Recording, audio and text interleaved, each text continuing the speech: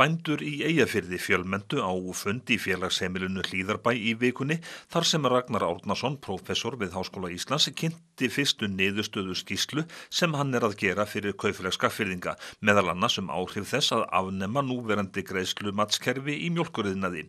Viðræður standa nú yfir nýjan búvörusamning sem hugsanlega felur í sér miklar breytingar á núverandi kerfi. Já, við höfum aðeins skoðað eitt atriði í þeim hugmyndum sem á kreiki eru og það er svo hugmynd að fella niður þetta greiðslumarkskerfi og taka þess í stað upp greiðslur á alla framleiðslu.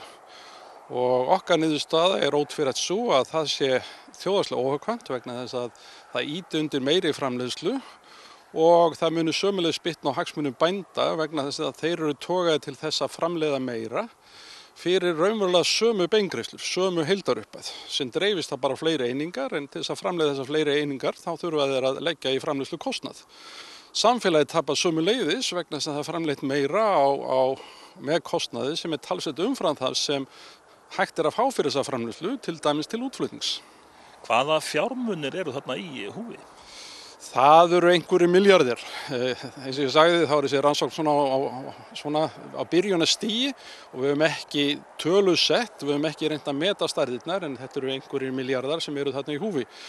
Hversu margir þeir verða fer dálítið mikið eftir hversu mikið framleiðslan vex og í því efni þá þarf maður sömuleiðis að hafa það í huga að það er ekki bara hvernig ástandi verður þegar öll kurl eru komin til grafar, heldur á þessu skeiði frá núverandi framleiðslustigi í núverandi kerfi yfir í nýtt framleiðslustigi í nýju kerfi og þá gæti orðið ansi svona mikil óreiða og órói á markaðunum og í framleiðslu og það er ekkert ólíklegt að menn yfirskjóti aukningunum í framleiðslunni mjög mikið framan af og kannski framleiði miklu meira heldur en þau vilja síðan gera þegar fram í sækir.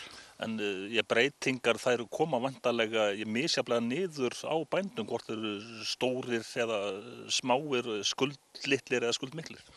Já, þessar breytingar gætu henta bændum sem hafa ónýtta framleiðslugetu miklu betur heldur en öðrum, þó þeir jafnvel gætu hagnast á þessari breytingu þó að heildin tapi.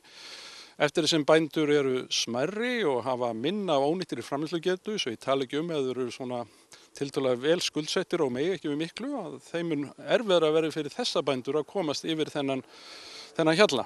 Eins og fyrr segir standa nú yfir viðræður nýjan búvörusamning. Ragnar Árnason segir brýnt að línur skýrist sem fyrst. Já, ég hygg að það sé nokkuð brýnt. Öll óvissa kostar peninga og óvissan í þessu efni er kannski að leiða suma mjólkurframleiðendur til þess að framleiða meira og auka framleiðsluna nú þegar og án þess að vita fyrir víst hvað þið fá endurgreitt.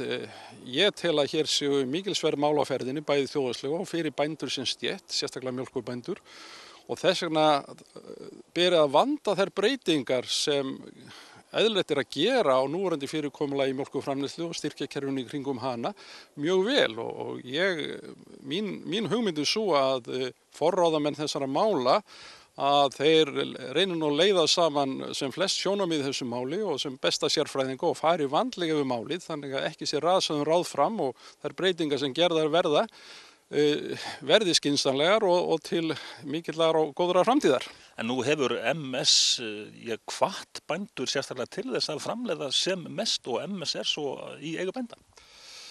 Já, ég var að heyra þetta í dag, það er reyndar heyrt það áður, ég er ekki sérfræðingur í mjólkurframleiðslu, ég er hagfræðingur og það kann að vera að MS hafi þarna hlaupið dálítið á sig, það má nú ekki gleyma því að það var eiginlega skortur mjólk fyrir 2 árum eða svo og kannski er þessi ráðlegging að framleiða meira, kannski var nú barn síns tíma og ekki lengur við. Ef þú leggur svona á mælistikuna núverandi kerfi, er það þjóðhagslega hagkvæmt? Núverandi kerfi mjólkurframleiðslu? Já, eins og ég sagði núna áðan á fundinum að það hvað er þjóðhagslega hagkvæmt er alltaf afstætt. Greiðslumarkskerfið er mjög skilvirk leið til að koma ákveðnum fjárhagsstuðningi til bænda án þess að valda óhagkvæmni í framleiðslu. Þannig að frá því sjónarmiði er það hagkvæmt. Ég er hins vegar viss það að það væri hægt að framleiða mjólk ódýrar á Íslandi heldur en gert er og það er ákveðið markmið sem ég held að allir ættu að stefna að og ég held að þegar til lengri tíma er litið þá sé ekki skynsamlegt fyrir bændur og bændastétt að lifa og reka sinn búrekstur á grundvelli styrkja. Þannig að ég hygg að það væri skynsamlegt fyrir þá og samfélagið heild að stefna að því að gera þessa framleiðslu sem skilvirkasta á einhverju árabili sem gæti þess vegna verið nokkuð langur tími. Er Ísland gott land til þess að framleiða mjólk á samkeppnisfæru verði?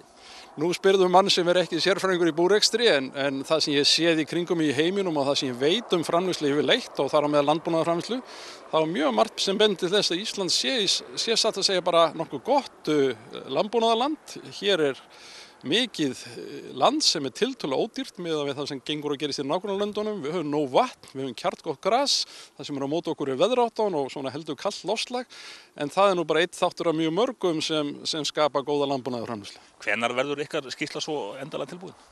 Maður á aldrei að lofa svona hlutum en ég er nú svona að gera mig vonur það að við munum hafa heillega skýrslu svona með vorinu.